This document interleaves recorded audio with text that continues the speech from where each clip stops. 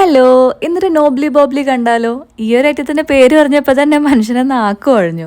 ആർട്ടിഫിഷ്യലായിട്ടുള്ള കളറോ പ്രിസർവേറ്റീവ്സോ അങ്ങനെ ഒന്നും ഇല്ല കേട്ടോ ഇതിനകത്ത്. സ്ട്രോബെറിയും പിന്നെ നമ്മുടെ ചോക്ലേറ്റും കൂടിയുള്ള ഒരു ഐസ്ലോലി, അതാണ് ഈ ഒരു നോബ്ലി ബോബ്ലി. തുറന്നു നോക്കിയപ്പോൾ ഉണ്ടല്ലോ, നല്ല ഭംഗിയുണ്ട്. എന്ത് രസമാണ് ആ കളറ് കാണാനായിട്ട്.